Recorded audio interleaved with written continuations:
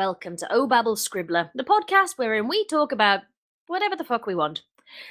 My name is Scribbler. I am going to be the moderator today, in as much as I ever moderate anything. And today I am joined by my illustrious crew, BlackIrisBalloon.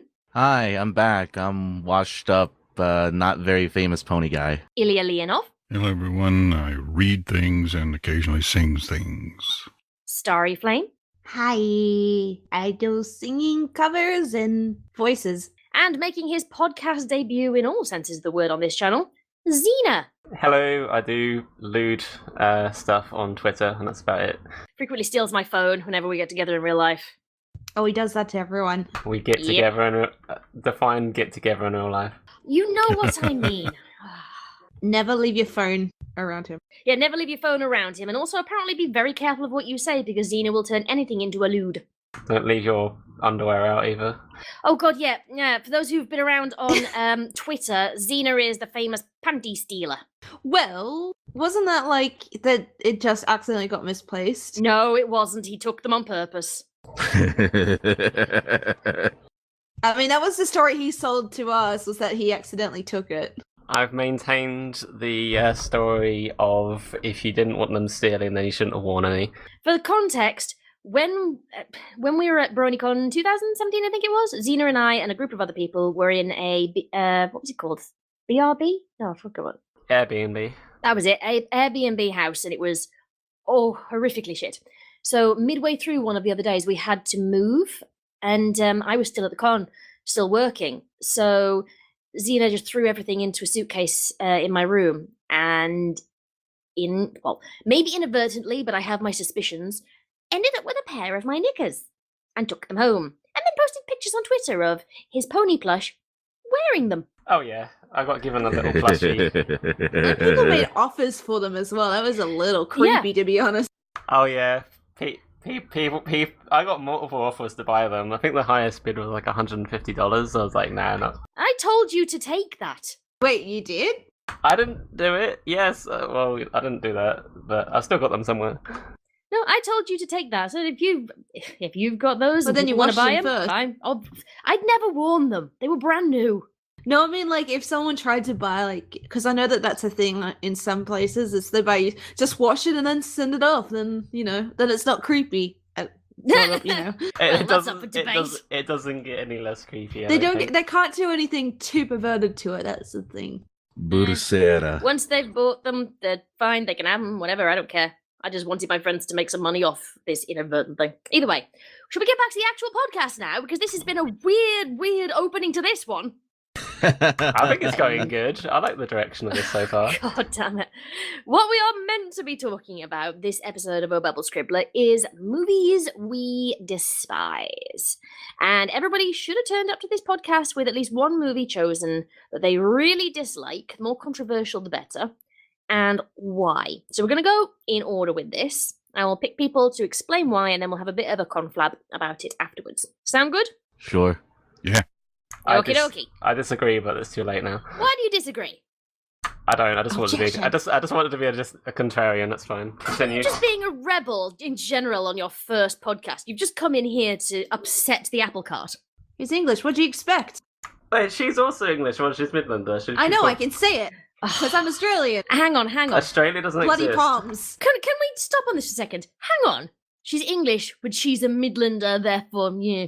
Midlands is still England, thank you. It's north of me, so whatever. I will say again, it doesn't make me northern, it makes me a Midlander. Well... Mid-English. Yes, there's an entire chunk of the country in the middle that Xena refuses to accept exists. He refuses to accept I exist, to be honest, so... Well, look, okay, understand. The reason why Australia doesn't exist is because No. a man on the internet said that Australia didn't exist because the flat Earth doesn't have enough space on it. And since when do people lie on the internet? Never. Well, they also want to believe that the Earth is donut-shaped. Like, where's... I can't say what I was just about to say, because it was Xena's here. I can always clip it out. No, I was gonna say, where's the hall? But then I remembered Xena's in here, and he's probably gonna say something lewd about that. But yeah. you'd expect to see it if the world was a donut-shaped thing.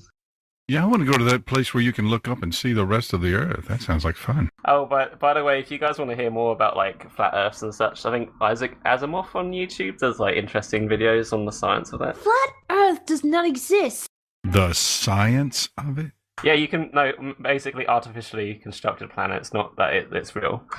It's not real. I exist. I just say it to annoy the Scribbler. Sorry, so. He does. He says it all the time, and I'm just like, I exist. And then he got like Kaylee onto that, and then Kaylee's sister, and she sent me dice, and she, on the tagline was, "I hope this gets to you because Australia doesn't exist and everything." And I was like, no, I exist. It's not fair. Story abuse is what it is. Yeah, get everybody on board that until everybody's convinced you don't exist. Shit, people are gonna walk up to me at BronyCon and say, "Hey, you don't exist." Yeah, okay. So in the comment section, everybody is now to tell Starry that Australia, and therefore she, does not exist. She's actually a figment of our collective imagination. All our imagination is so powerful, we've given her actual form. I'm actually an AI in the system. Yeah, I was thinking more of like a conspiracy, like she's some sort of actor that's been told to like pretend that she's from Australia. I'm a voice actor. And be like trained to yeah, exactly. It makes sense. She's a voice actor and she's pretending to have an Australian accent, which isn't actually a real accent. I mean, a lot of people don't believe I'm Australian, to be honest. Like, they're like, "Where are you from?" "Well, here." "No, but before. I was born in Sydney." "Oh." I had it again recently. I'm like, I've got to admit, when I first heard you talking, way back in like 2014, when you auditioned for No Place Like Home. God, that's 5 years old now. Yeah, that was a very long time ago. Yeah, but when you first auditioned and I first met you, I thought you were American. I really did. And I didn't realise you were Australian until I met you in person at that year's BronyCon. I think like my voice was a little bit more adapted at that point, but I've heard like takes from back then. I was like, oh my god, my voice was so Aussie back then. And like my accent slipped in one of the Pony in a Box productions, the Sherlock Holmes, the Meek Interpreter, and we had it on a live stream, and my accent slipped somewhere when I was Fluttershy, because it was suddenly, oh look, it's an Australian Fluttershy, and I'm like, where? What did I say? And they're like, no one would tell me, and when I go back, I can't hear it. I don't know where I slipped, but apparently everyone noticed except for me. You do sound a great deal like an American. I hadn't thought about that before. But I do now because like to get the voice role perfect, like I have to sound like everybody else, which is American. Wow. Yeah, you are we Brits have been displaced and American is now the default of the world. It's kind of why, like, when I listened to the April verse and I heard Reverb all the time, I'd point and laugh because I'm like, he sounds more Australian than me. That's because he was practically a bogan. That's true. He is. Well, I mean, in accent-wise, not in real life, but like he was so Australian with these. You might want to come out here and see us, and I was just like, ha. Yeah, he really was. And yet, when I was living in Perth, nobody could tell that I wasn't from there. Well, I mean, the Australian accent is kind of like a mixture of things, including English. So, but it's the Aussie accent. I tend to find is very, very close to like, what's it called? Not Scouse. And Scouse is Liverpool. I'm trying to think London. Cockney. It's very, very close to Cockney. Yeah. So yeah, whenever that's what I've always heard it as, Cockney, a bit. Well, maybe it just means that there were more thieves and robbers and things in London that used to get shipped out when they were criminals. I don't know. Well, that's a convict story for you. But because of that, whenever I try and do an Australian accent, it is literally the one accent I absolutely can't do. I've mastered quite a lot of accents, but I always go straight into Cockney when I'm trying to do Australian. Do me a favor, never ever follow the tutorial guides, because I looked at that and I cringed because it's like, you have to over-enunciate your vowels. God day, mate. And I'm just like, please don't. And I've had people come up to me in the past and do that. I'm just like, yeah, you did that great. Please don't do that again. So yeah, everybody do that as often as you can now. Please don't. Please. I would like to keep the sanity that I have. What sanity? I know I don't have a little bit. I know I don't have a lot, but please. The subtlety that you have. Is that what you just said? No, child, no. Subtlety, she doesn't. She's having increasingly less subtlety the more she hangs out with you, Xena. That is very true. I heard Starry swear for the first time when she wasn't being made to by me. Oh, well, no, she did not need any. She does not need any instructions to swearing. I've already told this story once today. But I'm The going to story say it of- again. Is this the one with the airport and the Mormons? Yes, the airport story. So, okay, this is like after BronyCon 2017. We're in the airport, so it's me, Lost, Magpie, and a bunch of other people sitting there waiting for a flight. And, of course, it's me and Lost, so we're known for being, like, lewd and rude Sweary. and sweary and everything. And there's Starry, and she's renouncing some sort of story that... I was talking about like reactions to a certain word I said outside the Pinky Tales and how people in sync turn their heads to me. And as I said the word damn, which Yes, is what I'd and said then back then, because behind damn us- is not a swear word in Australia, but apparently in America it's like saying the C word. Yes, I think you said something along the lines of "God damn it," and there was this family behind us, very button-up shirt family, who suddenly all bolted their heads over to her when she said "God damn it," got up and left with so much rapid need that they left a bunch of their stuff behind, and it was because Starry had sworn in front of an entire Mormon family, and they moved away from us for the entire waiting for the flight. So I remember Lost looking at me and saying, "You think it would have been me, but no, it was you." I'm like, "Well, all right, there's something to fear." Or I don't know what I said back then, but it was probably something along that line, like, "Well, whoops." so yes, Because damn's not a curse in Australia. It's like the tamest It's of not the here tame. either. It's Not really not. barely even here either. It's basically they're just Mormons. But like in certain areas, it's like right up there with the C word. Full disclosure, when you first told me that story, I literally had no idea what Mormons were. And I had to quietly go into DM with MP and go, "What's a Mormon?" And he had to explain Mormonism to me. So he gave me an episode of South Park to watch. That was my education. Yeah, see, I didn't know what Mormons were back then, really. I'd heard of them, but I never experienced a Mormon. That sounds so wrong. I've never experienced a Mormon. Which is probably why that family turned their heads in direction, because they were probably Mormons too, to be honest. Should we get back on track? We were on track? There's no track here. No, That that's was my the thing. fault. We're nearly 13 minutes into this podcast and we've yet to talk about any movies. We've instead just been shit talking. Go- Clearly, go- this is Xena's fault. He is the Hey. deciding factor here. look, Yes, let's all point at Xena. I was told to make this entertaining, so go ahead. Why don't you do your thing where you go down the list and okay, I'm ask gonna for mod. movies? Right, okay. Iris, what's the movie you hate? Rendel, Dark Vengeance. I had the misfortune of catching this film. Like, okay, so the day of my sister's college graduation, she has a BA in speech therapy. We stopped on the way back from LA. We stopped by a family friend.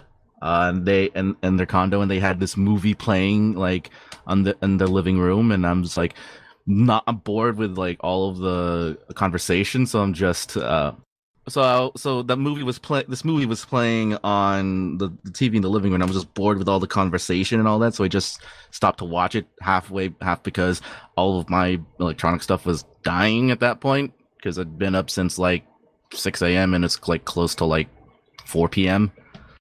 And like they had this sequence going on of like recruiting. Like I just watched the whole movie and it was so very bad. Like I'm like, what the fuck am I watching?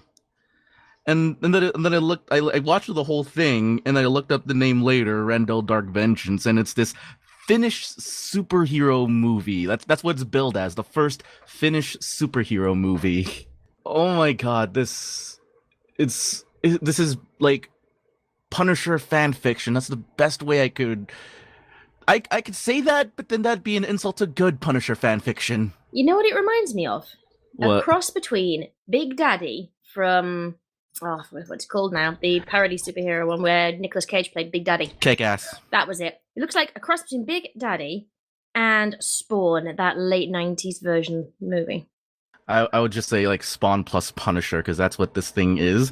So like the whole story of this is like the birth of the superhero Rendel. The plot, quote unquote, of this movie is that there's this big pharmaceutical company that is like gouging everybody because they got a monopoly on this whatever miracle drug they had, and they're just like gouging everybody, and then suddenly this black masked leather clad like vigilante comes and wrecks their shit. And okay, so you guys know how in superhero origin stories, there's there's a certain flow to it.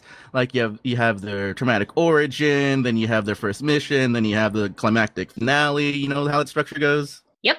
Pretty much. Okay, Yeah. so the first half of this movie is that origin and like first mission, but they're mixed together.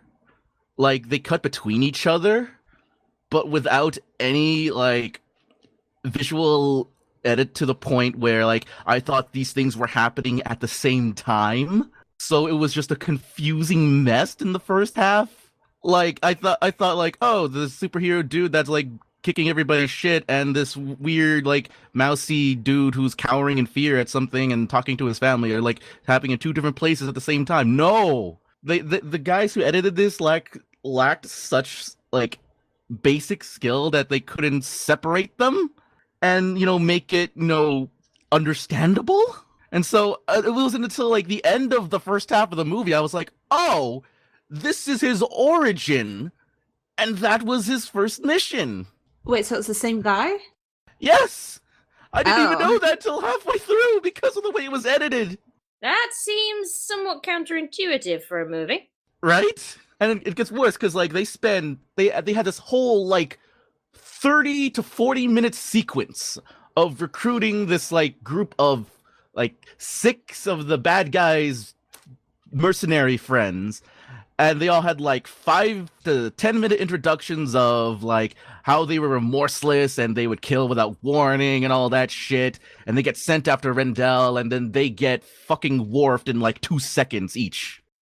Okay, for the benefit of those listening, explain the concept of the term "wharfed," because not everybody's a Star Trek fan. Basically, what wharfing is that you take some person that is like supposedly really powerful, like Worf in Star Trek, and then to show off the power of the bad guy or the good guy in this case, you have them lose. So like, oh my god, they beat such and such. They must be very powerful. Is this the same as when the Hulk got instantly like defeated in the Thanos thing? Yeah. Oh Is my that- god. Spoiler. It's movie's like what, a year old now, 2 year, 3, whatever. I haven't watched it.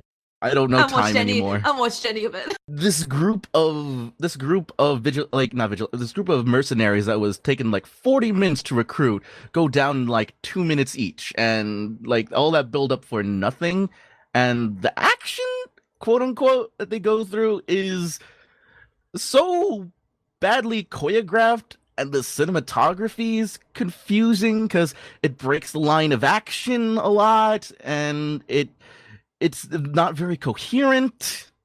And like this entire movie is filmed in like pitch black, so everything looks drab and boring.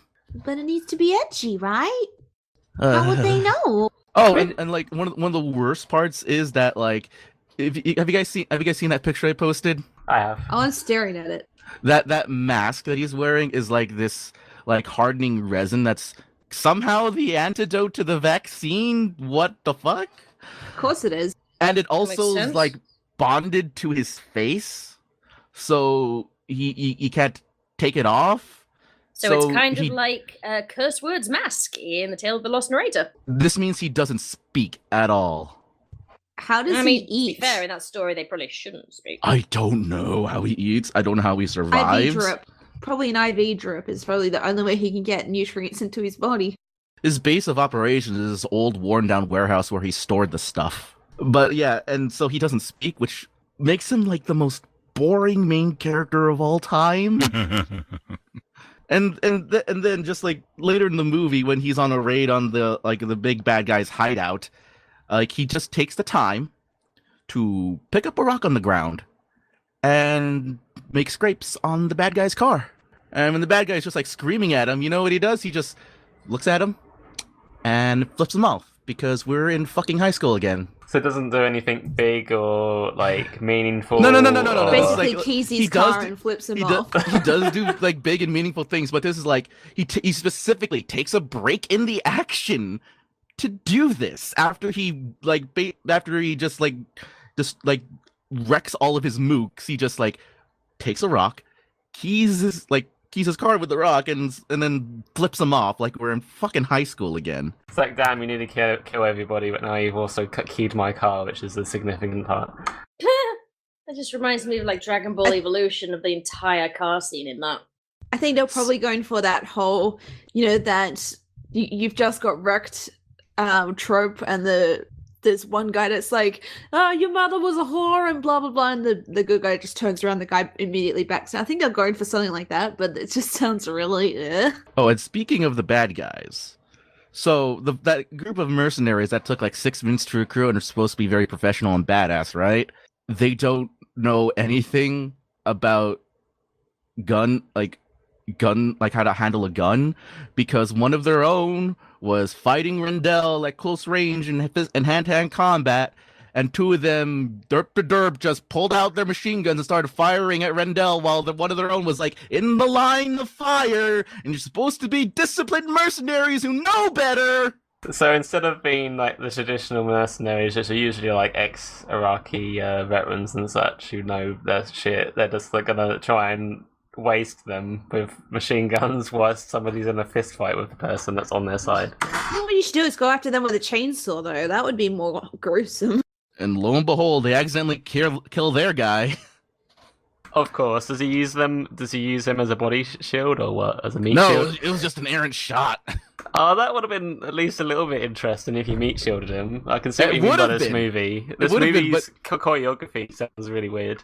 Yeah, this movie is out to be like the most boring and uninteresting thing in existence. Oh, and also speaking of such, they tried to make it interesting, but on the bad guy's side, because like our main bad guy is the son of the head of the pharmaceutical company, and he's being like browbeat by his dad, and we're supposed to feel sympathetic for him. Except this is supposed to be like a Punisher-esque story, so we're normally supposed to like hate the fucking guts out of the bad guy so that like our edgy vigilante looks better by comparison.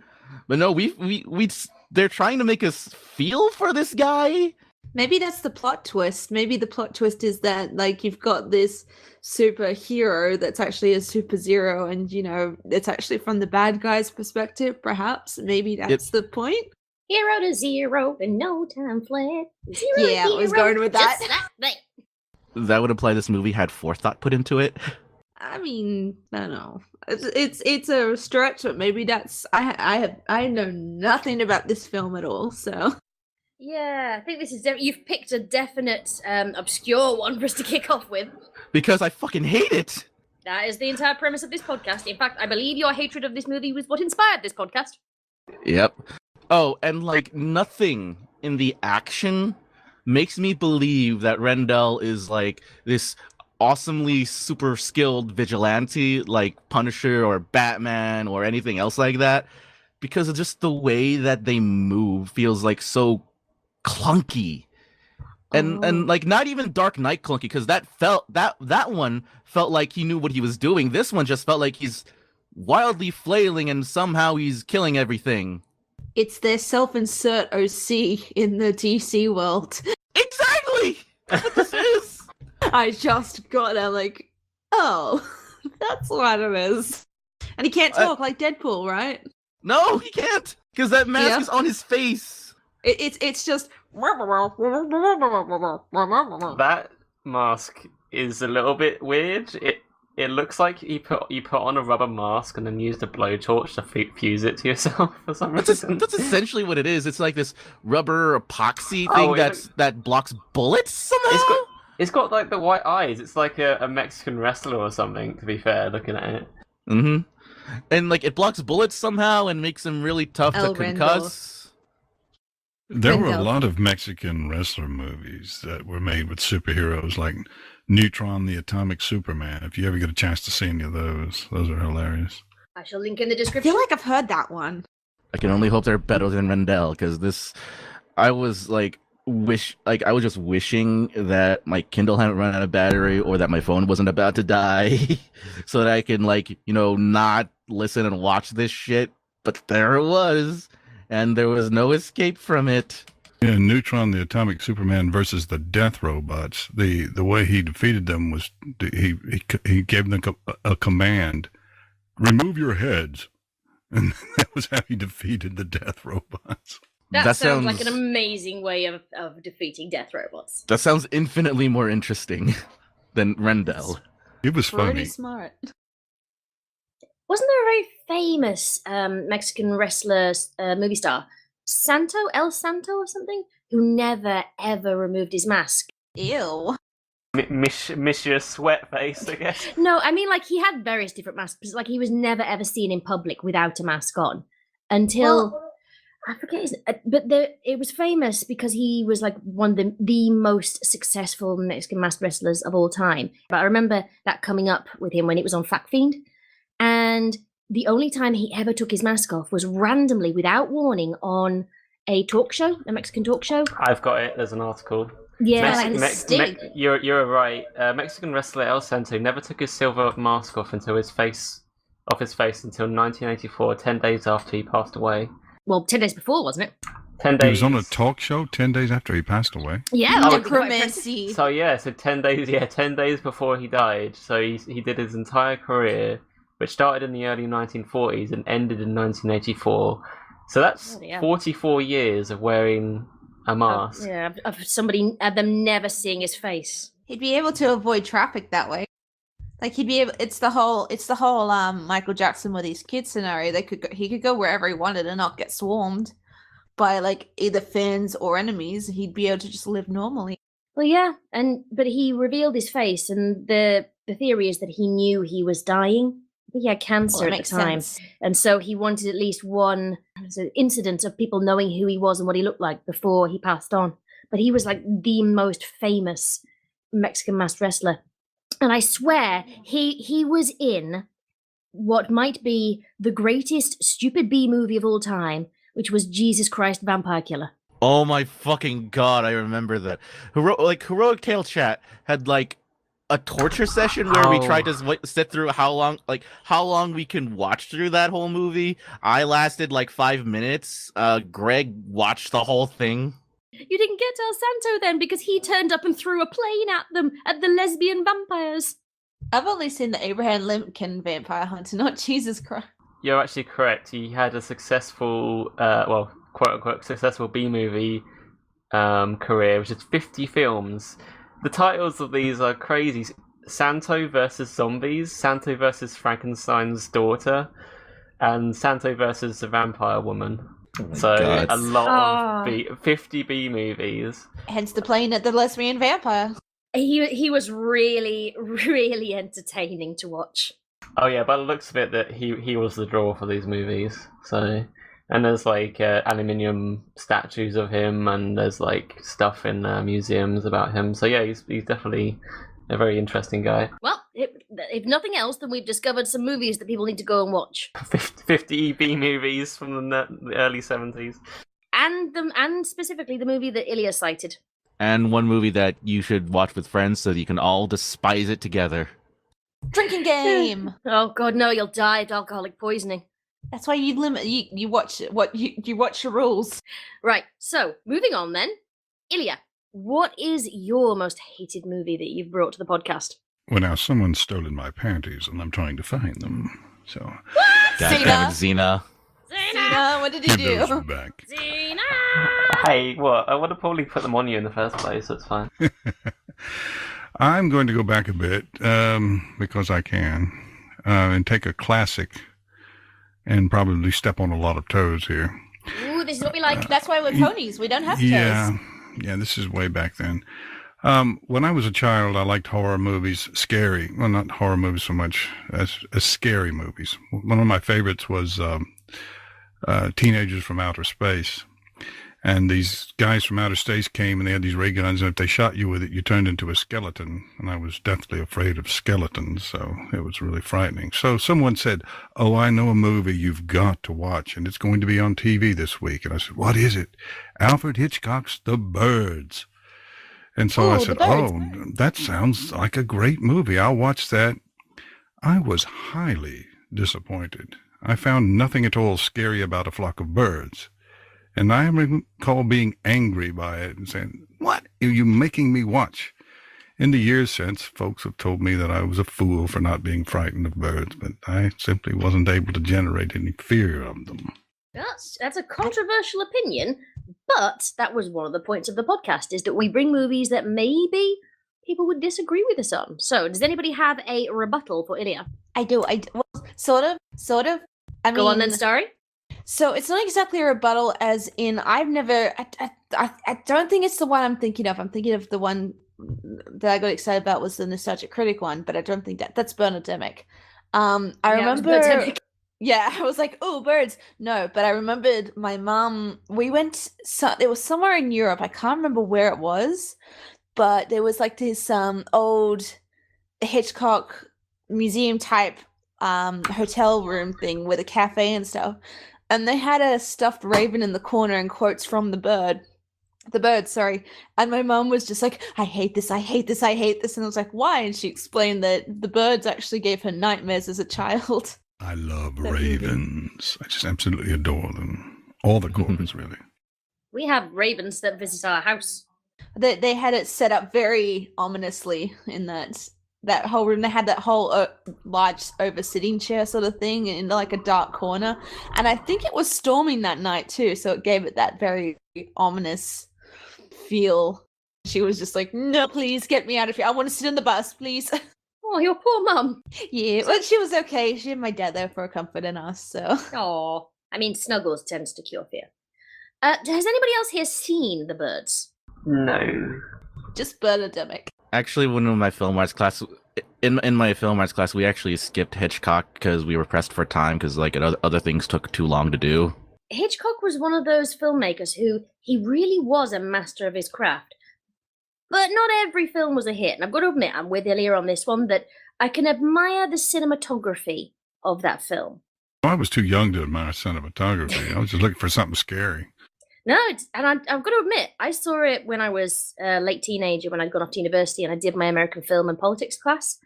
And we each had to present a film that we were giving a presentation on to the rest of our class, that we had to analyze using the skills that we learned in the class.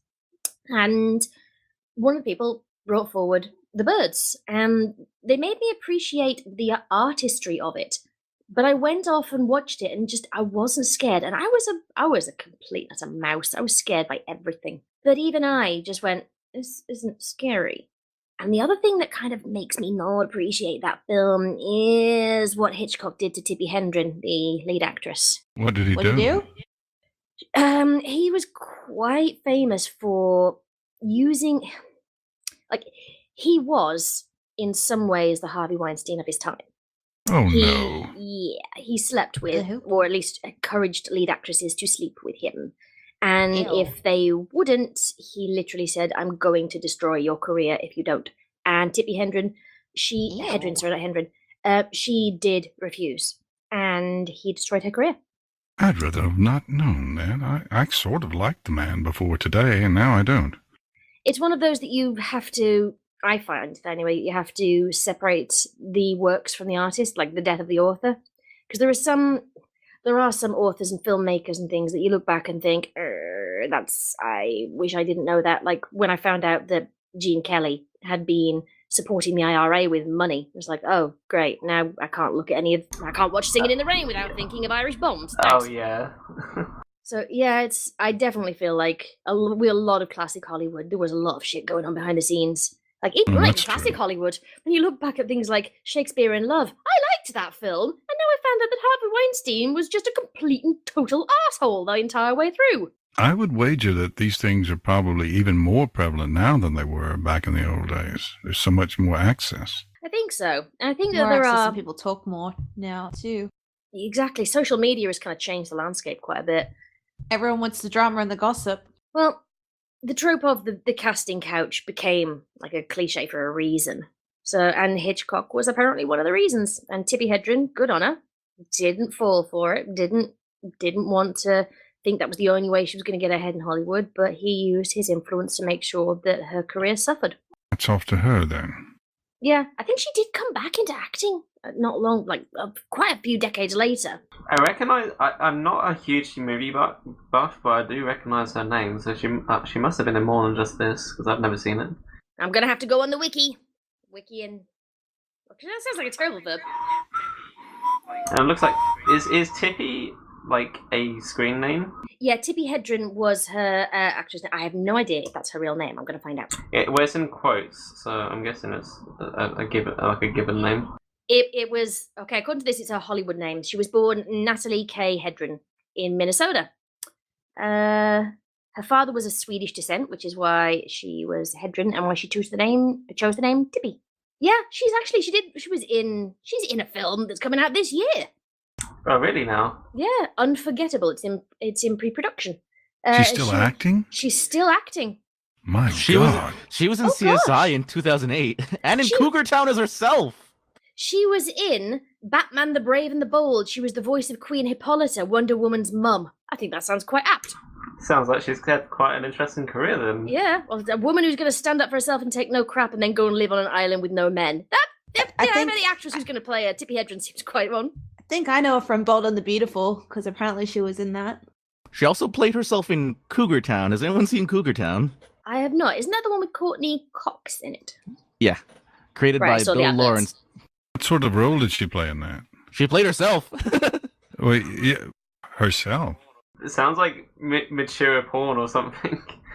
Oh, she was in I Heart Huckabees in 2004. That was like the off-the-wall uplifting drama that came out, and she was in that one. That's a really good film. I didn't realise that was her. Apparently she was in CSI. Yeah, yep. a season 8 episode, which I can't remember. Because I have seen all the season 8 episodes. I have them downloaded. It looks like through the 70s and the 80s was when her career suffered. So that would be in line with Hitchcock fucking about. Yeah, she was in The Birds in 1963.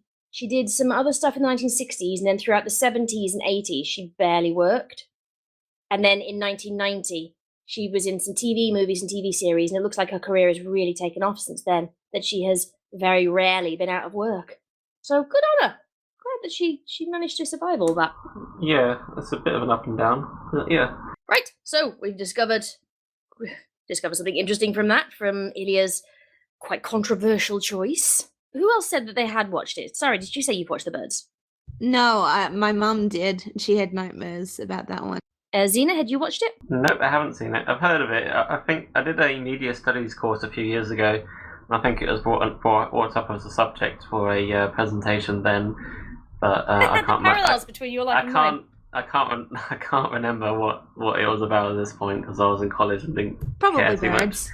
Well, just avoid now because it's if you poison chalice of a film. Go and watch Psycho because that is a good Hitchcock movie. That's definitely famous, and I've definitely heard a lot about it, but I haven't seen it. It is quite good. I'll watch it with you. I've got it on DVD. We one of my drama classes we were doing for like an interview production. We were doing a scene where it was like what could go wrong in the backstage of shows. So on one side you had Psycho, and on the other side you had Romeo and Juliet, and I was on the Psycho, and it would be like anything from a fake spider being in the imaginary bathtub to burning like the hot water to Juliet like whipping herself, and the people in the middle are just like and the guy that was playing Romeo was also the psycho killer, and in the end couldn't take it anymore and just went insane and killed himself. And I'm like, so what happens now? So whenever someone brings up Psycho, I always remember screaming, just going, there's a spider in the bathtub. It's a bit of random tidbit, I'm sorry. But Psycho is a really interesting film, I believe. I haven't seen it, but from what I've read about it, it's interesting. Oh yeah, it is definitely a huge impact on movies, and I think it pretty much paved the way for horror for quite a long time as well. It's such an iconic movie too. So. Yeah, I think.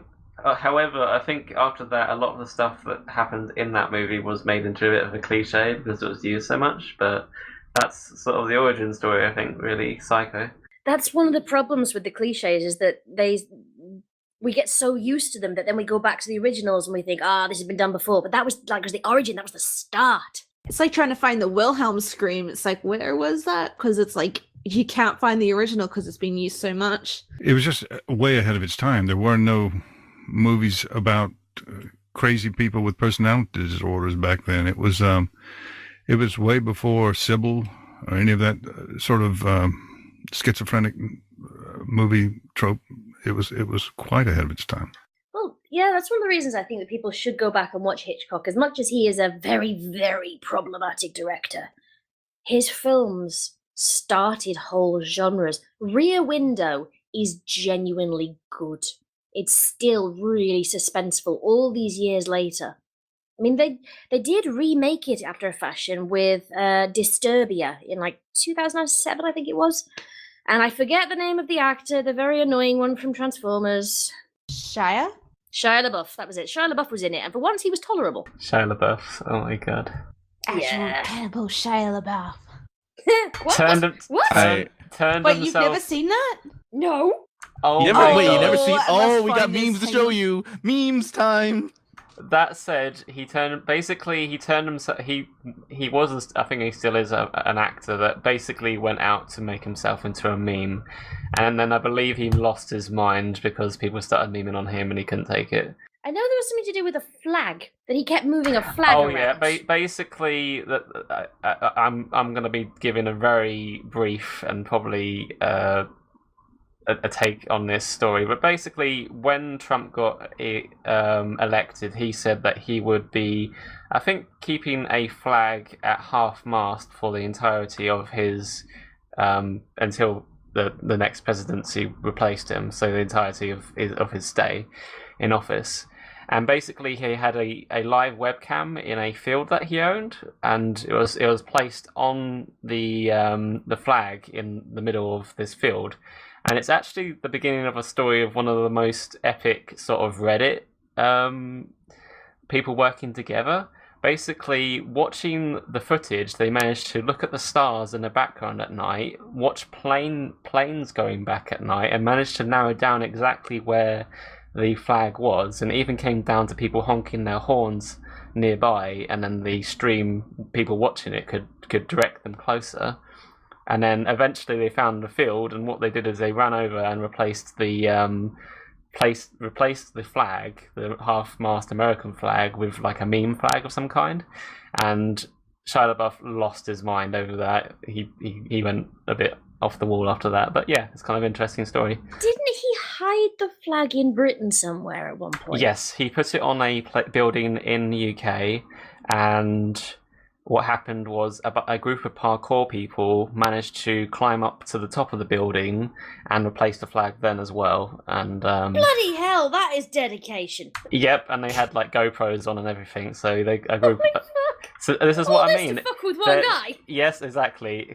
This is the thing. Shia LaBeouf turned himself into a meme. He self-inserted himself into the internet as this meme guy, and he's like a baker that bakes cakes, but hates to bake them. If you know what I mean. He can't take it if he'll make the memes on other people and of himself. But if people say ditto, then he gets annoyed, sort of thing. Starry and Xena, if you guys want, I have a stat block for a Shia LaBeouf D&D boss that if you ever want to use that in a I think one-shot I've heard of- campaign. I think I remember you talking about that one. It was like, or at least I remember someone doing that somewhere. Let's link it to us. We'll keep it in mind. Yeah, All right, don't I'll- give I'll it send- to Kaylee though, or Ebony. I might send it to them now that you said that. Oh no! No. I wasn't going to No, before, but then you child, name no. dropped them. No, child. No. That is just going to be the everlasting thing of this podcast. Is Starry going, no, child, no.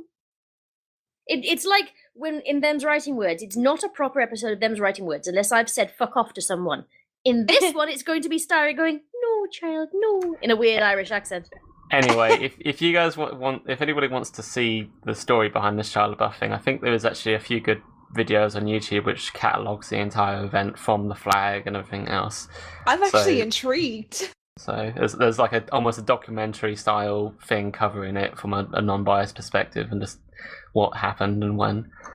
It's like an internet event basically. It's like history in the making. Although this is like 2 or 3 years ago now. Right, speaking of internet events, we should probably carry on with ours. Starry, what is the movie you've brought to the table? Okay, so I have a movie which is like majorly going to be an unpopular opinion because when it came out, there was so many people saying it's so cool, it's blah blah blah, it's the best thing since sliced bread. But honestly, like I think we established in the last one that I was a coward and I ran out of a lot of movies, like scared and crying and stuff. I saw this only like a few years ago because it came out in 2015, and I was staring at it in confusion, like I was so bored. It's Mad Max Fury Road. It's Ooh. a good enough, like, as everyone has painstakingly pointed out to me numerous times, is that it's full of action, sure, and like, yeah, there's some cool scenes and stuff, but I like a bit of story to my movies, and the story in this one is literally going from point A to point B, literally driving a truck and driving it straight back and trying to avoid people, but of course you're going to run smack bang into them. And also, can we just point out that in this world where water is like running out, how do they distribute the water? Dumping it on the people? Like, that's a dumb idea. Distribute it actually like civilized people rather than just dumping it on them and letting it seep into the ground, never to be used again. Okay. I'm Can I sorry, it's majorly unpopular opinion there, but I would like to Okay. rebut this. Xena, go on then. of course you will. Right. I've gotten into arguments with Starry about this on about 10 occasions now, so I'm very well prepared for this one. Okay, However- so you now have to rehash all of your arguments into one diatribe for this podcast. Her idea is, the way that she says it is, it's just basically a bunch of action scenes that are side by side. Am I correct, Starry? No, it's like throughout the film, but the storyline that they go with is just stupid, and it's just like the point of the movie that is their biggest feature is the action scenes. The story is rubbish. Like, okay, so my argument here is basically you are a vegetarian going into a steakhouse. You're going into a movie which is designed to be an action movie. I had no That say is- in watching it. And yet you're expecting great story. There are movies that I say have like fantastic action scenes, and this is actually quite a good one. It is actually quite a good action movie. It's actually quite memey. A lot of it is there to be on purposely crazy, off the wall. This is a post-apocalyptic, insane universe where people believe that vehicles are divine instruments and believe that the gods will support them if they kill themselves in some sort of amazing way. And there's this great big like crazy bad guy who's in charge of it all, and it's all high octane, sort of very over the top, overly dramatic action movie, and you're expecting some kind of like nuance in it when there isn't any nuance. It's all about the action, and you're like hating on it because there isn't any good story. But it's like there are good action scenes in it. There are. It's kind of cool and funny and interesting. I didn't say that it's not like. I said its whole gimmick is its action. I just like story to mine, and it was extremely predictable. That's all. But like, if you like the action, that's fine. I just like a bit of balance between the two. That's all. I mean, it was kind of interesting. I mean, the story is basically this guy is keeping some wives because they live in a post-apocalyptic world where everybody is born with some sort of defect, and a lot of the It's post-nuclear world. yeah, and Post-nuclear attack. everybody who's born there basically has basically cancer from birth, some sort of defect that will make them die in their like early 20s. And the main boss guy is trying to get all of these women. And, Yeah, I didn't like how they didn't have a choice in it, to be honest. yeah, but basically he's forcing himself upon these women to get a child who doesn't have any defects, so that they can get away, basically a clean gene pool again, so they don't have to deal with all this stuff. And one of the people they had captured out in the wastelands at some point is this woman, because it's post-apocalyptic, not a lot of people know about anything, and she's a skilled driver, so they capture her instead of kill her. And what they're doing is they're going to be doing a trade of milk in exchange for fuel with another village nearby, because there's like 3 towns. One is like oil and like gas town or whatever it's called, and another one is like military, so they do weapons and such. So they're going to trade what they have, which is milk, in exchange for some fuel. And they put this woman in this fuel truck to drive it to this skilled driver in the fuel truck to make sure that it actually gets to its destination. However, what she's done is taken this man's, the boss guy's wives and hidden them inside of the bottom of the truck. And as soon as she is allowed to leave, she goes off track and tries to get away with them, basically. And Not as soon. Yeah. So that's basically the story of it. Very thin, I admit, but yeah. Illya would like to speak next, and then I am going to say something about Fury Road. Okay, Illya? Well, there's a reason why Mad Max struggles with plot and backstory.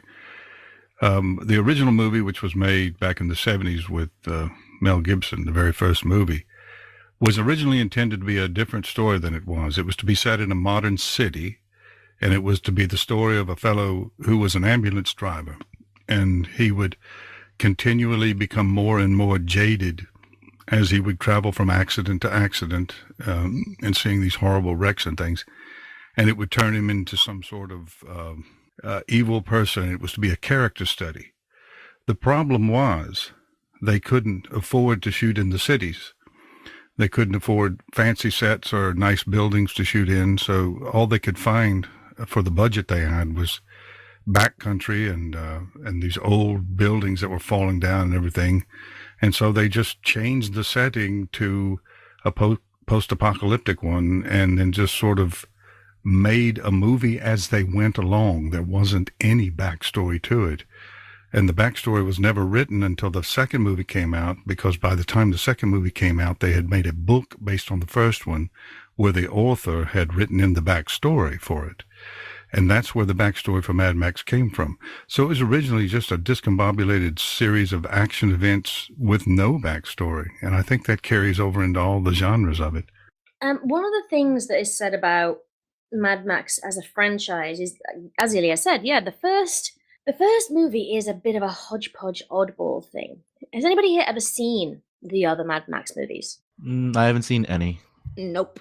Starry, you are letting your side down. They are like the Australian biggest franchise.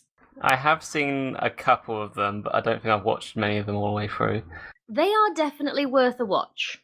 Only reason I saw that one was because I was living with my dad and my brother was visiting, and they just put it on, and I'm like, yeah, sure, why not? Let's have a family movie. Huh? It was very much a boys' when they loved it, but I was just like, it's not really my cup of tea. Well, the thing about Mad Max as a franchise is, since the first movie, none of the movies have actually really been about Max. And the first movie is about just after this sort of post-apocalyptic world. Max turned out to be a police officer, and he's become so unutterably jaded that his colleagues are worried about him going off the rails, so they kind of force him to take a holiday. Except that this gang that he has been tracking and taking down one by one and into custody, they mow down his wife and baby son with motorbikes and trucks and things and kill them in front of Max. And he spends the rest of the movie, it's a revenge movie. Like Illya said, the post-apocalyptic part was kind of incidental in the first one. It's never really referred to. It's just set in the outback because it was cheaper to film there. But it's all about Max getting his revenge on these other men, some of whom are very young. And there's one particular scene where it's like proto Jigsaw. He handcuffs this young man to a truck that's leaking gasoline, and I think he set it on fire nearby. And he says, "Right, here's a hacksaw. Cut off your ankle if you want to live," and then wanders away. And the movie ends on just a steadily pushing in close-up of Max driving out into the outback, and we don't know what happened from there. And the second movie picks up from there, and it's full-out post-apocalyptic, and it looks at what would society have become in a world where everything is rarefied, and especially fuel. Fuel and people have become the two commodities of this franchise.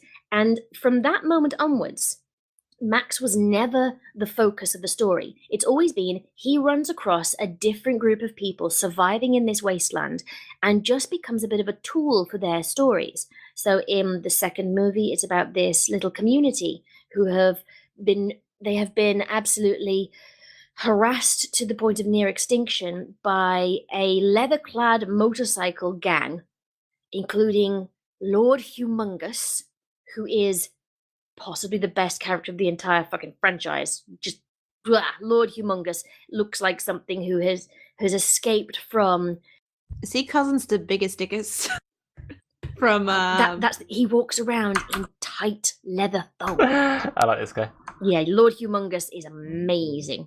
I'm gonna steal that name for a D&D villain. What, Which Lord one? Humongous or Biggest Dickus? Both. You might Lord have to Humongous, find son of Biggest Dickus. you might yeah. want to find Monty Python for that one. Yeah, but it's all Max is drawn into this story because the motorcycle gang. He's gained a dog by this point, and sadly, The dog better survive. I it swear. doesn't. The entire predicate for he's like proto John Wick in this one because Nope, I'm not watching it. they kill it. They kill it off screen. They shoot an arrow and you hear the dog whimper, and then that's it. I can't. I can't deal no. with dead dogs either, but I saw this as a kid, so this one is like I just know to skip past that scene. But that's the motivation for Max. He gets brought into this community, and they heal him, and he says, "Fine, I'll help you get away from here, to get away from the motorcycle gang." And he helps them construct a plan to escape from the gang who just want all their fuel and women. And the film ends with him going off on his own again after he's done that. The third film involves him finding the Thunderdome, which is run by Tina Turner in full late 80s getup. It's amazing. Wait, before we continue, can I make one interjection? Go on. That Is she in second chains? movie sounded a lot like Fistful of Dollars. Probably it was based on it, to be honest. Yeah, and Seven Samurai and Magnificent Seven and the whole thing. Yep, sounds about right. But the third one, he finds a group of half-feral orphans who have been surviving in this hidden wellspring. Oh, yes, with the plane. Yeah. The Thunderdome is like a Roman Colosseum. And the idea is that whenever society will crumble, inevitably, there will be those who rise to the top, who are the strongest, who will control the weak. And Tina Turner is the strongest at the top, and she's created this Colosseum-like place where people fight to the death. And Does she sing? She sings the theme song of it, which is called Beyond Thunderdome. Okay. It's not a bad film. It got maligned a lot of the time because it wasn't like the previous one, which in America was often the only one people had seen. They'd never seen the first one, to realize that all these films are always different genres each time. First one is revenge drama. Second one is I think it's this campy adventure movie. The third one, Savior. yeah, the third one is Max becomes this parental figure to these orphans, and he has to overthrow Tina Turner and bring order to this area, but it's not his story. It's the orphans and Tina Turner's stories. And so when you get to Fury Road, even though it was made in 2015, decades after Thunderdome, it's not actually supposed to be Max's story. Hence, he's played by a different actor because Max is meant to be kind of incidental. It's meant to be Furiosa's story, and Max is just the audience surrogate. Yeah, he's like the traveling adventurer who like comes across these different scenes that are going on in these different places, and the story. Yeah, and the story is told around him. He's the he's the traveler that we're following, and the scenes. The audience he's surrogate? the audience's eyes. Yeah, the audience surrogate. And so, one of the things about Fury Road is, and I'm going to say now that I did not appreciate this film as much as I do now until I watched Lindsay Ellis's video on it. And I'm going to put this in the description for people to watch because she does this beautiful bit of analysis. And I know that she's kind of a controversial figure to some people, but she does this beautiful analysis of Man Max Fury Road when she looks at the use of sound within it. But she, incidentally, within that video, just talked about Furiosa's story and the fact that it's meant to be the story of the wives and Furiosa and about female empowerment in a society where the strongest survive and necessarily men become the strongest, and what it's like to be one part of a cult, as in, I forget the name of the character now, but he had bleached out skin and dark circles for eyes. Was that the Witness Me guy? Yes, and he was part of the big villain's cult. And part of the film is his burgeoning acceptance of the fact that there is a different way to survive and still be considered a man in this world. And his entire worldview, because he has effectively grown up in this post-apocalyptic world, he doesn't know anything but the situation that he is placed into today. So the idea of sacrificing yourself for the glory of your leader and screaming, "Witness me," while painting your teeth with silver paint, that's perfectly normal to him. And it's only when the wives escape and Furiosa introduces the idea of there is more than this, that he realizes that he can maintain his identity while still being a man. And wives have to find a way to become empowered in this world wherein they have no power. They are physically pushed down at every single crux of the story that they can be. They have been made into tools to the point where they are literally hooked up to machines like they are not even human. And their desire to be more than that is what propels the story along. And the story is Furiosa's. Max is effectively the MacGuffin because of his magic blood in that one, that he has got this universal blood type. And that's all he's really for. And to be honest, I kind of prefer that. I like this approach of it being everybody else's stories that Max visits upon and we just follow him, and therefore it's world building the franchise, that the world is the biggest character in it, not the characters. And that's why I would say this is not a bad movie. Can Pirates of the Caribbean take a note of that and not make Jack Sparrow the main character of everything because he's best when he's not the main character? Can we just stop with Pirates of the Caribbean now? We don't need to explore that world anymore. Or Ice Age. Or Shrek. Well, I think it's interesting that the very beginning, when they didn't have a framework for the story, and the story sort of laid its framework over nothing for the duration of the franchise, has made it into something that it wouldn't have been otherwise. Exactly. Which one? Pirates or Mad Max? When it started, Mad Max was to be an ambulance driver, and the only reason they changed him to a policeman is because they couldn't think of a viable scenario in which his family would be murdered as a ambulance driver, so they turned him into a policeman. So it started in the very beginning, just we don't have any framework, let's build on it. And that, I think that it has allowed for a fascinating set of circumstances to occur, which built a great story. Yeah, I think it's like a lot of the world building in it is fill in the blanks yourself, because they do leave so much of it ambiguous. And because, yeah, you're right, Starry. The entire premise of Fury Road is the spectacle. But there are layers within that only really come to the surface when you scratch at them a bit. There is a problem with that, is that as someone who had never seen any of the other films before, when I entered it, I didn't know who the hell Max was. I literally had to Wikipedia it. I thought Max was the road, perhaps, for all I knew. Like, Mad Max, or like I don't know. It's like it just was words, pretty much. I had to find out anything about him. I had to Wikipedia just for that story. Like, I couldn't pick up things. I think maybe I did pick up that he lost someone, but the whole point is that he's not important. Like, the entire premise of it is that it's not his story, that he's not important. Like, he's the title character and he's not important.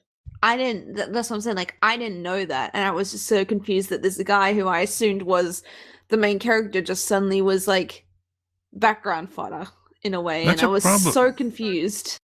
That's a problem we face when we come up with new movies that are based on old premises, and you want to be able to introduce the audience to the entire film and have them understand anything, but you don't want to overstate it too much because it's been stated so many times before. It's sort of a quandary. That's a very good point, Illya. I mean, in the glut of remakes and sequels going on now, that's a problem that people are going to face more and more. I mean, have you seen the latest sequel that's coming out? Roger Rabbit 2. I'm half-minded about that. At least it's original and it's not a redone of something. It'll be interesting to see the it'll be the combination. Same Be interesting if they have 3D characters as well running around as 2D. No. Because it's still animation. No, but it's set in the 40s. It's not meant to have 3D. It's meant to be the cartoons of the time. So this whole thing of like being lost within like remakes and stuff, this whole thing also applies to video games, as one who's probably the most major gamer in here. Go on then, elaborate.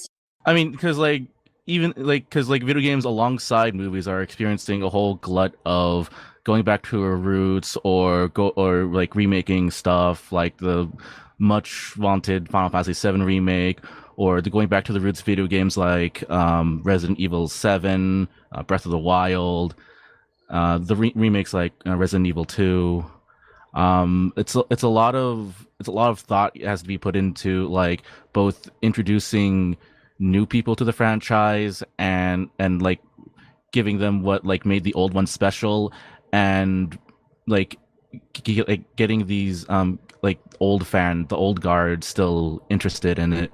And it's a very interesting like when you're speaking of like in terms of game design and how they want to achieve that. Like some of them like were like really well done. Like in Breath of the Wild, they got the feeling of adventure the first game had without like sacrificing like some of the more modern game amenities that we usually have. I can't really think of any like most of the recent like remakes and like reimagines or like go back to our roots games have all been very good lately. Like I can scarcely think of one that was universally hated. Like at this moment, I'm sure if I could wiki it, I could come up with a few, but for the most part, they've been very well done, because it was always like find a way to give the same feeling as before, but with more modern stuff. And I think some filmmakers could take note of that. Like find a way to give you the same feeling that the old stuff did, but with a bit more modern trapping and like more modern audiences in mind. I think Myst handled that very well throughout the series, Riven games. I think they did pretty good, except when they did that one thing where everybody was online. What? Oh yeah, the always online things. What? Explain, please. I'm trying to remember the name of the darn thing. What was the Riven game or the Myst game where you played online with other characters? It was a massively online game. MMO, massive multiplayer. I can't remember. There's a few of those. Anyway, I'm guessing it was traditionally a single-player campaign of some kind that is now online only. Yeah, that's exactly what it was. It was it was a you sit at the computer and you solve puzzles, and then all of a sudden it was hugely popular. Myst was the largest selling game of all time for like 20 years or something like that.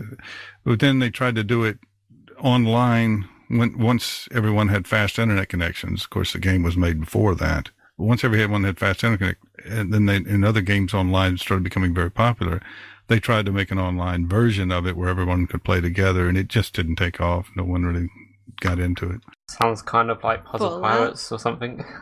Sounds like the entire Dreamcast.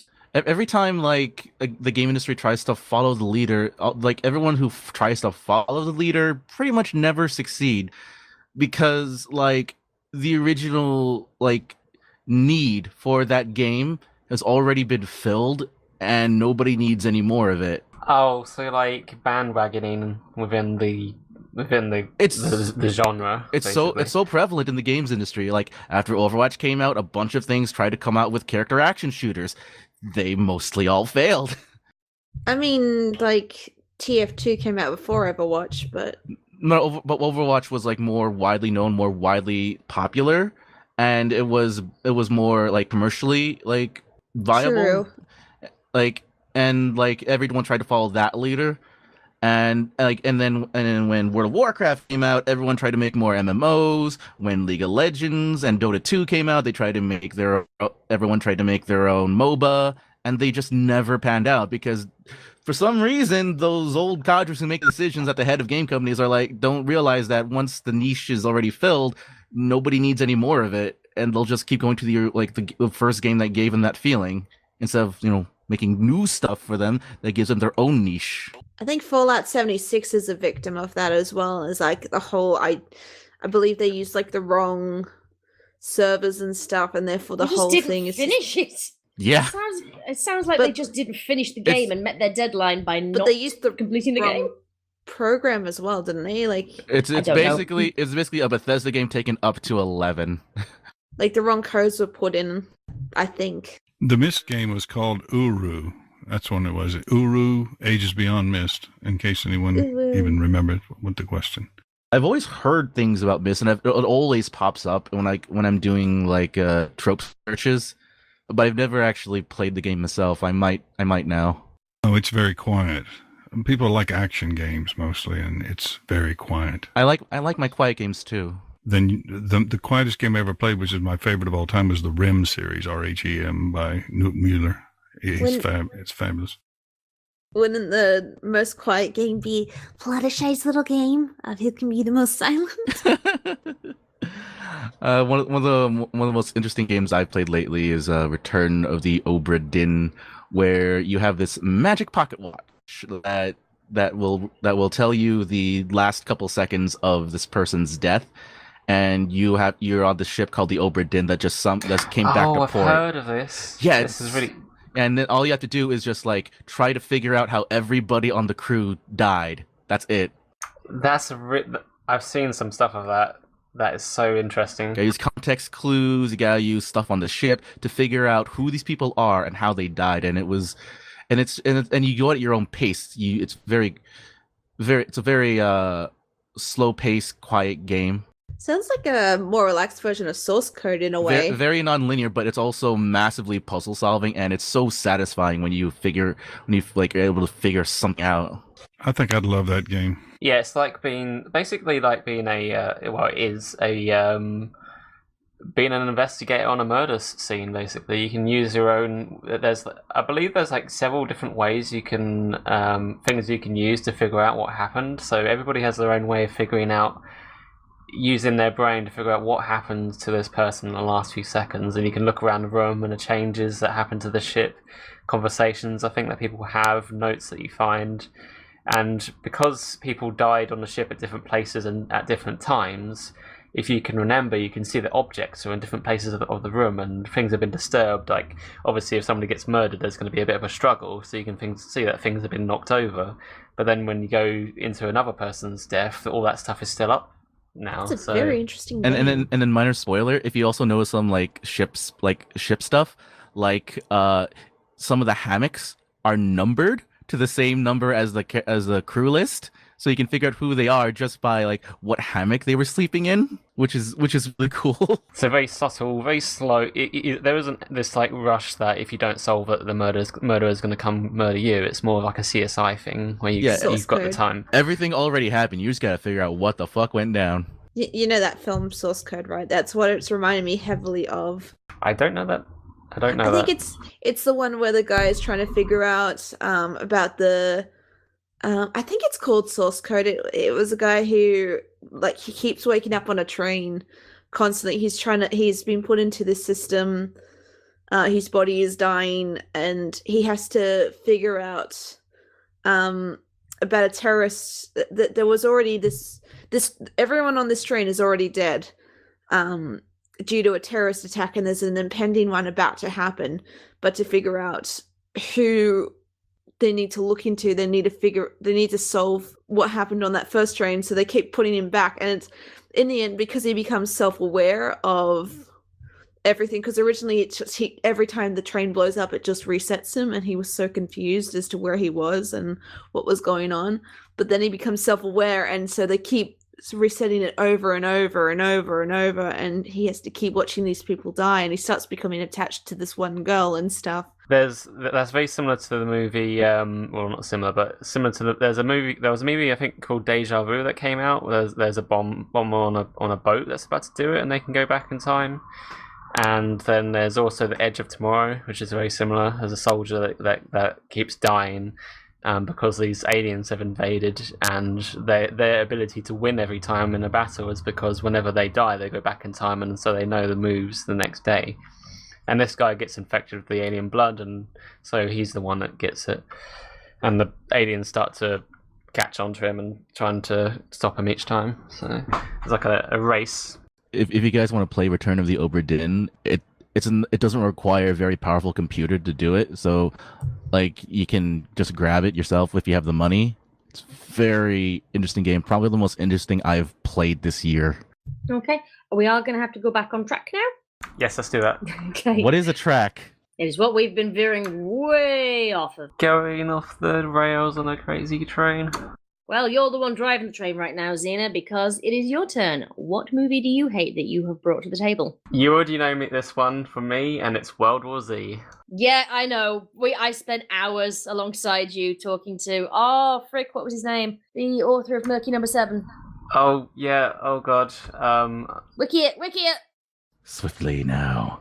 The babbling has ceased. Indubitably. Like just Illya's noises then. Murky Number 7, written by... Where is it? Fuzzy Vivi. There you go. Link in the description. Fuzzy Vivi did a panel at Brony Scott in 2016, and Xena and I went to Brony Scott in 2016, and we met him in the bar afterwards, and he and Xena had a massive conversation about the movie adaptation of World War Z, because Fuzzy Vivi was an extra in it when they filmed in Glasgow. Oh, yeah. And Right. so, Xena, you want to hold forth, and the rest of us will hold back on why you hate World War Z. So, I watched this a little bit backwards because a lot of people, what they'll say is that they read the book and then they saw the movie and they're like, holy shit, what happened? I saw the movie and then years later I listened to the audiobook of where it got adapted from. So World War Z it stars Brad Pitt. It's a 2013 movie by Paramount Pictures, I think. And the premise of the movie is there's an ex-UN specialist who is driving in New York at one point, and then suddenly the city is taken over by zombies very, very rapidly. These are fast-moving zombies. They are attracted to sound, and they infect you within about 10 seconds or so. Oh. And this is following the guy that Brad Pitt's story, where he's basically gets picked up eventually out of the city after a bunch of action, gets taken over to an aircraft carrier where there's a bunch of specialists and they're trying to figure out what's going on with this. They link him up with another bioscientist, and I think the guy that Brad Pitt plays is some sort of another expert on something else. Did Scribbler want to butt in on something? No? I thought I had a voice. Might have been me, but then I realized it was the wrong film. Oh, okay. Anyway, it follows him. They basically go to different places around the world trying to track down where this began from. They're obviously getting some feedback from different countries, and they go out to different countries, and each time he goes to these different countries, he gets a little bit more information about what's happened, and they try to follow the lead back. The movie is quite good in terms of its action, and whilst the plot is a little bit hokey and a bit predictable, there are some interesting parts. Like one of the people, he ends up in Israel, I think, and they've built a wall around the city ahead of time, so they knew before the zombie apocalypse was about to happen that something was going to happen, so they put up this wall. And whilst he's there, the place gets overrun, but he picks up his next assignment, and actually one of the soldiers who's escorting him, he has to cut their arm off real quick because they get bitten, and they manage to get onto a commercial aircraft, and then they end up in the UK. I think there's a place up in Birmingham where he ends up in one of the scientific research centres there. Anyway, they managed to figure out that in this version of World War Z that the zombies don't attack people who are already infected by some sort of disease. They want only healthy subjects to infect. So throughout the movie, he sees people not being attacked, and he can't figure it out, and he doesn't have enough time to really ask any questions. He's got to run, because obviously the zombies just run around with the infected person and keep going. So eventually the thing drops that in this research centre they have some samples of some diseases which are fast acting but can be cured very quickly. So they're basically trying to get that so they can give it to people and the zombies won't attack them anymore. So that's what World War Z is about. It's this guy, a specialist, going from one place to another during the apocalypse. All these crazy things going on, helicopter crashes, big. The action is quite good. However, the plot has absolutely nothing to do with the book. So the book is actually written based off of a journalist who is going around after World War Z and interviewing people in different places. And it's a very well written book in that you can almost place yourself in the interview with the person as they're talking. And I can imagine a movie being filmed this way, where the interviewee starts talking to the man or the woman, and then obviously you can have the flashback to what the story that they're telling. But they didn't do that, obviously. In this book, it's based off of there isn't this magical cure. This isn't about like the middle of the apocalypse. People with guns doing stuff. This is all about people surviving and their stories. And basically, most of the US gets taken over, and everybody has to start changing the way they live. The traditional warfare doesn't work on the zombies, and the military are stubborn about that, and it takes them a long time to learn that they have to do something different. And even on the civilian side, there's one interview is actually with a disabled man who he obviously can't run away, but his story is told from living in a community, and he was quite, I think he was an author or something, so he had a lot of money and had this big house. But because of most of the United States being taken over, and I think just in areas like near the Rockies where it's very difficult to cross is where the zombies can't get to, so they've sort of huddled around the central United States. And he tells his story about going on patrol and also having to share his rather elaborate estate with other people, because the government has decided that people need to, everybody is migrated in. You've got to have 5 or 6 people per house. So it's quite interesting in that it's written about the war being this long-term slogging fest. It's an actual war, not this fight, this battle, this one individual action that you see in these movies where there's this pinnacle moment and everything after that. It's like you destroy the alien mothership and then all of the aliens, all die independently, and that's the end of it. Whereas with this, they have to, even after the war, there are areas, huge areas, like they don't drown the zombies, so a lot of the oceans actually have a lot of zombies in the shallows still in it. And one of the interviews is with I think it's an Indian guy who a lot of these countries, like in the Middle East and everything, didn't react to the people. A lot of people had their family members infected by these zombies, and they're desperately trying to go to different doctors and trying to get their families healed. But all they're doing really is spreading the disease further and further, because these zombies in the book are slow zombies, and more that their numbers are the danger. That individually, they aren't actually much of a threat. At first, quite a lot of them are treated just like any animals, kept in cages, and a very realistic take on it. But again, like I say, the reason why I hate World War Z, I didn't hate it when I first watched it. It's a fantastic movie in terms of the action and sort of this very gritty tale. But the book is so much better than it, and the detail and the interviews is so much better. That World War Z, they bought the title and the fact that it has zombies in it, and that's it. And that's why I hate this movie, because the potential from the book is to have an absolutely ridiculously well nuanced movie could have been made from this book, and yet they make just like a throwaway action movie. And that's basically my problem with it, is that it's this very interesting book which has these very diverse interviewees. That one of them is a blind Japanese guy who manages to survive by using a sword and living in one of the national parks in Japan by himself. And despite everybody else having an advantage over him, and I think he got a bit left behind because the city got evacuated. But him being a blind man and everybody panicking, he sort of got left by himself. But he managed to survive and actually kill quite a lot of zombies. And it's just very interesting that there's this perspective from somebody in I think there's the Russian guy, and there's obviously the Americans trying to deal with it, and then there's like the Middle East, and then there's the Japanese.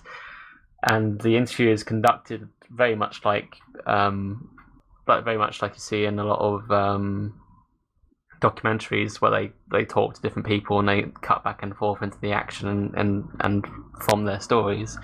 So yeah, that's the reason why I hate World War Z is because they made a very cheesy, cheap take on a fantastic movie that would have been really easy to film, I think, and would have been a great success. So it sounds like you're extolling the virtues of the book as much as you're denigrating the poor points of the movie. Yeah, so basically the book so outshines the movie that it makes the movie look bad. Because like I said, I originally liked the movie. It was one of my favourite movies because there's a lot of interesting scenes going on. Because whilst it's kind of derivative of the book, because you can see that where he goes to different countries and has to follow the trail, basically that little whiff of the book is where he's interviewing people from places in the world and following the story backwards. I don't know what Scribbler's plans are for the rest of this podcast, but I'd like to spend some time at some point discussing maybe a couple of movies where the problem with the movie is that it didn't live up to the virtues of the book. No, that's a fine way to use your time in this podcast. We're talking about movies we don't like. As long as everybody's given their movie they don't like first, we can then move on to movies that failed because they didn't live up to the book. In actual fact, the movie I don't like is based on a short story. Go for it. Right, okay. Sorry? I just had like a thing on the thing that Xena was talking about. You said that at one point the zombies were in the water, right? Yes. Like, as in submerged under the water? Because, like, how long would it take for, like, the zombies to just deteriorate in the water? Yeah, I don't know. That would be disturbing. I don't know. Well, then again, I think when you get to a certain depth, the water is all the same. Is quite cold. No, but like your skin, like, you know, like it wrinkles in the bathtub and stuff. But like, I've seen a documentary about a guy who like fell over. I can't remember what happened, but he was in the ocean, like from a shipwreck, and he was floating because he had his diapers over on for like weeks and stuff. And he was in the water long enough that his flesh was starting to like peel off. It looked incredibly painful. It's interesting because one of the interviews is with a Canadian woman who their family, that one of the initiatives was to head north in Canada and northern United States, because when they were hoping that when winter came that the zombies would be frozen to death, because when water freezes, especially in the body, what happens is crystals form and they burst the cells inside of your body. So that's why you die of freezing, is because that's why we can't freeze people and bring them back for like they try that in Walking Dead too, like to try and go to the cold places, and it just doesn't work for zombies. Yep. And basically the interview of the woman is that even after the winter, the zombies were still alive. The interview has been conducted with her as she's walking around in the wastelands of northern Canada, and she finds a zombie that's like half frozen in the thing, and the interview is happening while she's talking about this, and she kills a zombie, and she's like, why do these zombies not die? They should, and the military covered this as well, that when they used artillery on the zombies, traditionally the shockwave of the, so you don't actually get hit by any of the debris or the shrapnel or the hit by the explosion itself, but the pressure wave is what kills a lot of people nearby an explosion. But for some reason it doesn't work with these zombies. They don't know, they theorize that because they're dead and that they're more of like a mucousy sort of thing, they haven't got any blood flow, that might be interrupting it, but it doesn't get covered too much. That would still fall into their skin if their skin is more like mucus, that they would dissolve quicker in water. It's rather than like their body's freezing, it would dissolve more. It could be that they're excreting something that coats their skin a bit or something like that.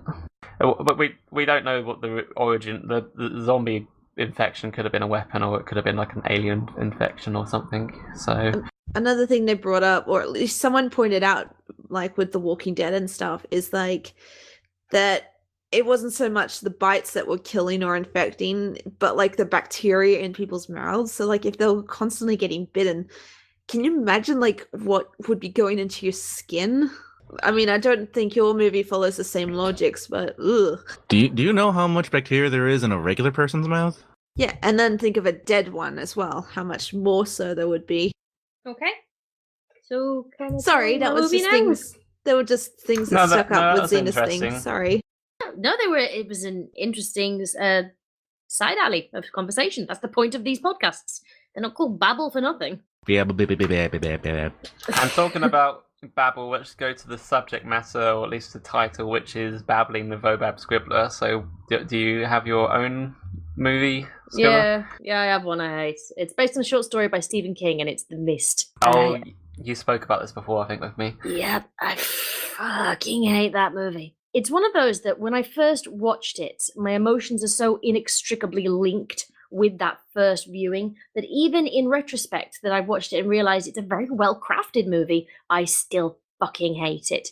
And I hate it because it made me feel things I didn't want to feel.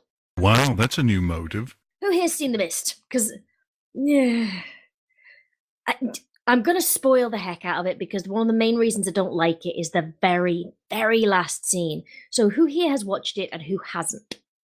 Haven't watched it, but never heard of it. I mean, we've been spoiling every movie we talked about. Yeah, but this one, the the ending of this movie is really important for your enjoyment of it because it hits you like a freight train and you don't see it coming. I haven't seen it, and I think it's because you said you wanted to see it with me. I'm not sure. I have not seen it, and I have no plans to see it, so spoil away. I don't give a fuck. Illya, Starry? I haven't seen it. And I've seen a lot of Stephen King movies, but I haven't seen that one. I'd never heard of it until like this point, so I'm okay.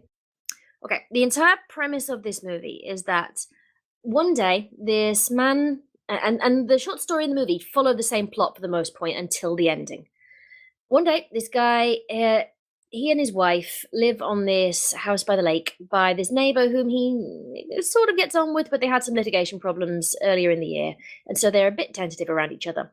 And this guy has to go into town one day because there was a big storm the previous night and a tree has fallen down that he has to go and get some hardware to take care of. And he gives his friend and his son a ride into town. While they're there and they're at the store, this giant mist rolls into town, and it's not like any kind of natural mist. It's thick, it's grey, it's more of a pea souper from the days of Jack the Ripper, and nobody can see through it. But there are things in the mist. Not normal things, not things you can see properly, and definitely not things of this world. And because of this, people, they flood into the stores to try and hide. Because some of these things are small and winged and sort of insectoid, and some are large and tentacular, and they are more like something out of a very bad hentai. But Sorry. Shut up. Well, in this particular hentai, it kills people by ripping off their flesh. So Ew. yeah. I was thinking it sounded Yeah. a little bit like Bird Box, a little bit like things No, crawling around. Bird Box wishes it was The Mist in terms of premise. It's more of a character study than it is a sci-fi in some respects, because it's about what happens when everybody thinks that the danger is outside and they're stuck inside. They may never see their families again. They don't know what's happened to them. Who ventures out into the mist to see if they can make it home, to find out if their family made it? Who stays inside? And if you stay inside, how do you cope with the sheer terror of this otherworldly phenomenon taking over your world? And for some people, they cope by trying to survive. For others, there is a religious woman within this, and she is got a couple of screws loose because she reckons this is a sign of the apocalypse, and therefore religion is the only thing that will save them. But that involves, at some point, sacrifices to the monsters outside. No. Yeah. And she reckons that the young son of the main character is the one they should sacrifice to the creatures outside because they've angered God, and the only way that God ever takes away plagues is when someone sacrifices their firstborn child. Well, I think she should have been the sacrifice. Well, she is one thing about this movie is it wants you to hate this character, and you genuinely do, because she manages to take other people who are mildly religious within the story and whip them up into a frenzy that they wouldn't have been in otherwise. And at one point, these 3 army men come in, and they are young army men. They're from the local base. And it turns out that the army has been doing experiments and has accidentally opened a rift to another world and let these things through. And technically, it's the army's fault. One of the army men gets taken by one of the creatures. One of them, they find... In fact, no, actually, 2 of them, of these 3, hang themselves downstairs because they can't live with the guilt. And one of them admits what's gone on. And the religious woman's solution is to stab him in the belly so that he is bleeding. And then she whips everybody into a frenzy to the point where they carry him on their shoulders and throw him outside, ready for the creatures to take because they're drawn by the smell of blood. And there's this heartbreaking moment where he is with a bloody palm and holding his guts in with the other hand, banging on the glass and begging them to let him come back in before this not quite tentacle whips out of the nest and drags him back into it, and you just see a splash of blood, and that's the end of him. And that's how a lot of people die in this, is you don't see it, but the ones you do see are pretty graphic. Because at one point, these little insectoid creatures do make it into the store. And if they sting you, you swell up with purple pus and then it bursts and you die. And there are spider creatures, and they find that downstairs in the basement of this store, I think it was a caretaker or a workman of some description, maybe an electrician, he was there that morning and he never came back and nobody noticed. And it turns out that these spiders had been capturing people and stringing them up in lots of webbing and then laying their babies inside. And at one point, to try and find gasoline to use to try and cut a path out of the store, these characters go downstairs and they find that these spider-like creatures have strung up this guy. They cut him down, but as he hits the floor, his back bursts open and all these baby spiders come flooding out. Yeah, that happened in one of our D&D games. Ugh. Well, did your D&D games have... I mean, it was a rat body, but they did have... Well, no, Ebony's this was a character human. Was going to do that. And they have acidic webbing. So at one point, a tiny gossamer frond of webbing falls down lightly in the breeze like a feather and cuts a man's leg off. Yeah. Scribbler, you're just that didn't happen. You're just giving me ideas for my future sessions. Bowtie, Ruby, Kay, if you guys are watching this, be afraid. Do not let Kaylee see this. Oh, well, you might want to watch The Mist for these ideas. So, at one point, the neighbor whom the main character doesn't get on with decides to try and walk into the mist to see if they can get home. And he takes a group of other men who are willing to go with him.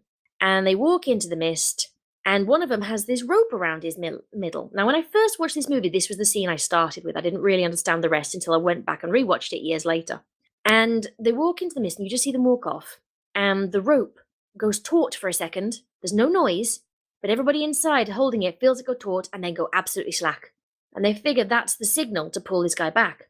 So they pull and they pull and they pull, and then the rope turns red, and it's soaked with blood, and what they're dragging back is just the severed torso and legs of one of the guys. Oh. Yeah, and it was very good prosthetics. So was that the religious ladies doing? No, that was just they wanted to see if they could get home because they didn't really understand what was going on at that point. That was before the army guys came in. The religious lady, she was constantly just trying to whip them all into a frenzy. And at one point, she's getting ready to sacrifice the main character's son when one of the shop workers, this little unassuming old man, shoots her in the head because he realizes that she's going to get them all killed because it will never be enough. She'll sacrifice them one by one in the name of her twisted interpretation of religion. And it gets to the final point. There's this one mother character who near the beginning says, I need to get home and see my kids. I need to go.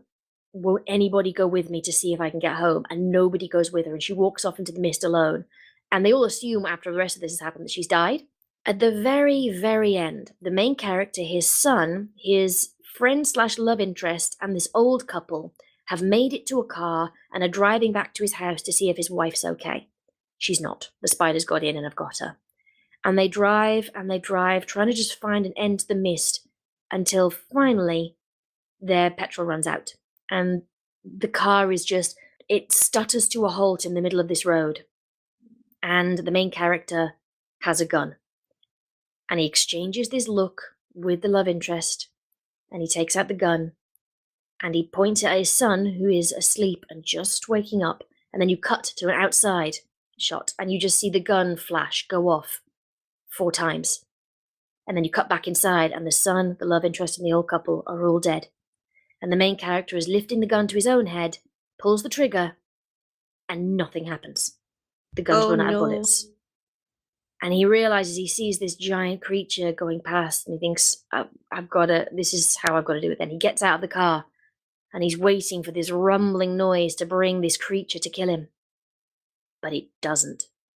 The mist starts rolling back, and there are tanks, and there are soldiers, and there are trucks with survivors on, and they are beating back the creatures with flamethrowers, and the humans are taking back the town.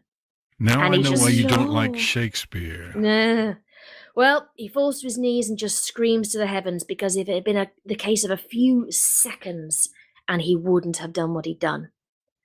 And that's why I hate this movie, because that feeling at the end of, oh no, that utter tragedy of doing the wrong thing for the right reasons. And worst of all, as he's screaming, a truck goes past, and it's the woman nobody would see to her home with her children, and she made it, and they've all survived. But he, who wouldn't help her, who wanted to protect his own son, didn't. Very Romeo and Juliet. It might have drawn, if he went with her, it might have drawn, because she was one, she might have been able to sneak around, to be honest. But with a group of people, they're more likely to make noises and stuff, so... I don't think he was really thinking that at the end, but it was that gut punch of, they killed the child character, they killed the old character, they killed everyone! And it was all meaningless. Yeah. And I don't like the feelings that made me feel, because it made me think, fuck, what would I do in that situation? It sounds like quite a good movie, but the ending just gut wrenches you, I guess. Well, the thing is, the ending of the movie is not the ending of the short story. The story ends when they're just driving off into the mist, having found the dead wife, and we don't know how the story ends. It ends with ambiguity. Stephen King said they asked him before they put the movie out, can we use this different ending? Because we respect you. And he said, that's a fucking better ending than I came up with. Yes, use it. And it's one of the only movies where they've changed the ending and he's been totally okay with it. The other thing he was really okay with being Misery and changing Red, the Irish character in The Shawshank Redemption, to Morgan Freeman. Several patterns here. There are movies that we dislike because they're very, very good and they make us feel things we don't want to feel. And there are movies that are that we dislike because they don't make us feel the feelings that they're meant to make us feel. Yeah, I guess it's a challenge of expectations, the reasons that we don't like them. And then there are movies that are just like so hilariously incompetent that they're just completely unsavable. Or that people hate them so much that they like them, sort of thing. Yeah, I think there's a certain level of bad to movie making that makes something entertaining again. It's like it looped back around from bad to good, like The Room or Birdemic. I was about to say The Room. I'm just going back to Rendel. It's just so. It's so incompetent at how to make a movie that it's just hilariously mediocre all the way through. The one like even minute positive I will give it, they had the balls to shoot a child in the face on screen. That's it. I'm just going to go with Neutron the Atomic Superman. So bad it's good. So bad it's good. Nah, Rendel, it's so bad it's just bad. Nah, I think that there's a level of enjoyment to be had in so bad that it's bad. Because then it becomes so bad that it's good. All right. Would you like to have the discussion about... actually, I'll put it in supplementary material because this podcast is getting on for 2 hours long at this point. And I do know that I need to go and put some food in the oven. So we'll have the discussion of movies that were adapted from books and didn't meet our expectations in a second podcast that I will press stop on this and then go back to. Okay? Sounds good to me. All right, gives me time to prepare. Well, it means that the supplementary material, as evidenced last time, is just a collection of random shit that I found entertaining and put into a separate video. So that's what this one will be, as the pre and post podcast. So, we have been, Babble Scribbler, talking about movies we despise. Well, I will think up something else for us to talk about next time. Well, I don't really have like an outro for this one. This is a bit of a shit show for my organization. Yeah. So we've been Babble Scribbler. I have been Scribbler, the sort of would-be failure of a moderator. I have been joined by Iris. Bye, everybody. Illya Leonov. I have my panties back. Thank you very much. And very lovely they are too. Starryflame. Have a good evening, morning, afternoon, whatever it is. And Xena. Enjoy pony butts. Nobody knows more about enjoying pony butts than you. Bye, everybody! See ya, guys. Good eye, everyone. Bye.